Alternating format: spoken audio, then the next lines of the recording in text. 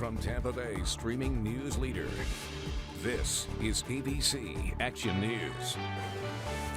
Hello there, I'm James Tully. Greg D watching your forecast into the weekend coming up. But first, here are your ABC Action News headlines. We start with a skydiving death investigation in Zephyr Hills. A Canadian man taken to the hospital with serious injuries after a hard landing at Skydive City yesterday. Police say that he did eventually pass away, and they are now investigating it. This is not the first time there's been a death at Skydive City. In 2018, a man from Connecticut died after a hard landing. That came just months after another death in 2017. That case involved a licensed skydiver. Neither his parachute nor his reserve chute were pulled. The general manager told us after those accidents that their facility was still very safe and has a strong long-term track record. Police investigated all skydiving deaths and also look into serious incidents like hard landings. This is what police told us months after that fatal jump back in 2018. It's a dangerous sport. Skydive City is very popular.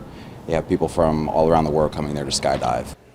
The United States Parachute Association says there were 10 fatal skydiving accidents last year out of over 3.5 million jumps. Landing problems are responsible for half of those, with low turns being the main issue.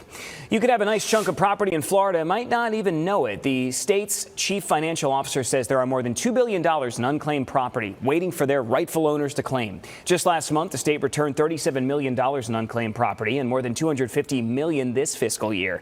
You can search to see if you or anybody you know has unclaimed property right now. You can find a link to it on abcactionnews.com. The scooters have arrived in Sarasota. The city introduced the first scooters and bikes to Main Street yesterday. Vio will be the exclusive provider of e-scooters and e-bikes for the city. There'll be up to 400 scooters, 75 bikes across Sarasota. Vio says before they will also offer a program that gives discounted rates to low-income users. Scooters have been in Tampa and St. Petersburg for a few years now. We're helping you plan your weekend. First, hockey fans have a chance to help shelter dogs. The Lightning, Tito's Vodka, and the Humane Society of Tampa Bay teaming up, holding a pet supply drive and adoption event in Thunder Alley before the Lightning game against the Rangers tomorrow. Fans are asked to bring pet food, toys, or treats. If you donate, you'll be entered to win an autographed Victor Hedman jersey. You can also meet dogs that are up for adoption and fill out the paperwork right there. Tito's is covering the adoption fees.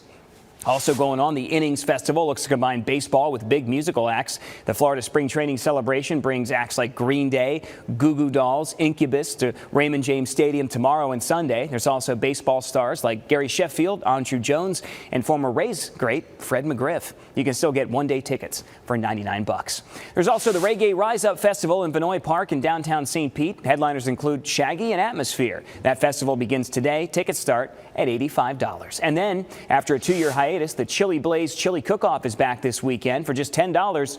You can get unlimited chili from 6 to 11 tonight at England Brothers Park and Pinellas Park. The money is put together by the Pinellas Park firefighters and helps the Muscular Dystrophy Association. There's a full list of events going on this weekend on abcactionnews.com in our Taste and See section.